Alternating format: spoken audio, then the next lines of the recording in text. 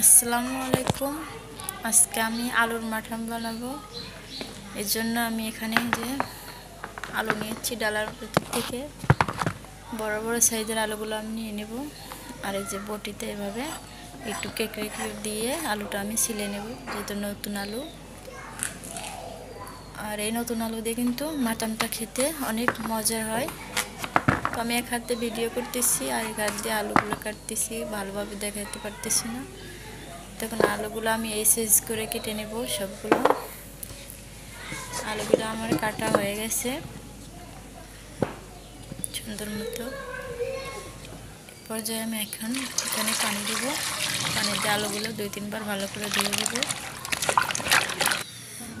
এবার চলে গেছি আমি ছাদে। আজকে মাটির চুলায় রান্না করব, এই জন্য আমি সব কিছু উপকরণ নিয়েছি। আর এদিকে আগে থেকে আমি ছোটো মাছের চচ্চড়ি চুলাতে বসিয়ে দিয়েছি।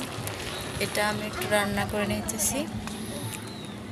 মাটির চুলে রান্না কিন্তু অনেক মজার হয়। আর এদিকে ছাদে বসে আমার মেয়ে খেলা করতেছে, ও চেয়ারে উঠতেছে, এদিক উঠতেছে। আর এই তো যেহেতু এটা শীতকাল, রোদে বসে রান্না করতে ভালো লাগতেছে। আমার মেয়েও খেলা করতেছে, মিষ্টি মিষ্টি রোদ। এদিকে আমার চচ্চড়িটা প্রায় শেষের দিকে হয়ে এসেছে।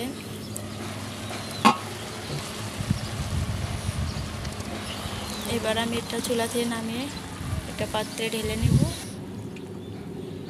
চচ্চড়িটা কিন্তু আমার রেডি।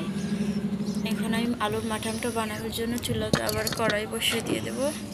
এই কড়াইতে আলুগুলো আমি দিয়ে দেবো। একটু সবগুলো আলু উঠাই দিয়ে দেবো। আলুগুলো আমার দেওয়া হয়ে গেছে। এরপর দিয়ে দেবো মরিচ বাটা, কাঁচামরিচ বাটা এটা।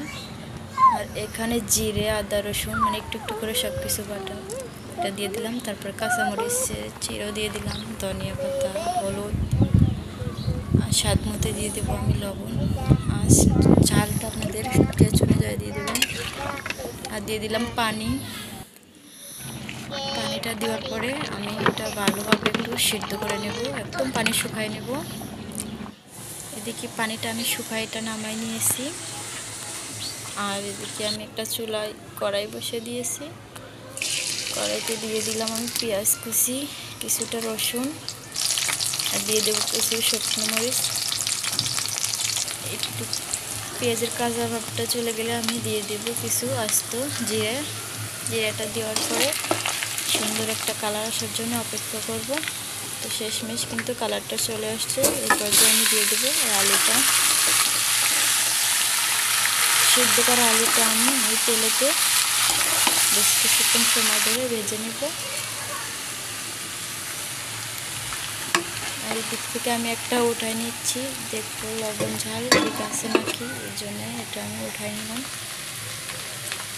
তো আমি এটা একটু খেয়ে দেখবো। খেয়ে দেখলাম অনেক মজা হয়েছে, মাশাআল্লাহ। লবণ ঝালও ঠিক আছে। আমি কিন্তু অনেকটা তুলে খেয়ে নিলাম। আর এটা খেতে কিন্তু ভালোই লাগছে। ভাত দিয়ে বা পরোটাতে যে কোনো এর সাথে খেতে পারেন। তো কেমন লাগলো আজকের এই রেসিপিটি? ভালো লাগলে অবশ্যই লাইক, কমেন্ট, শেয়ার করবেন। আমাদের চ্যানেলটি সাবস্ক্রাইব করবেন। আল্লাহ হাফেজ।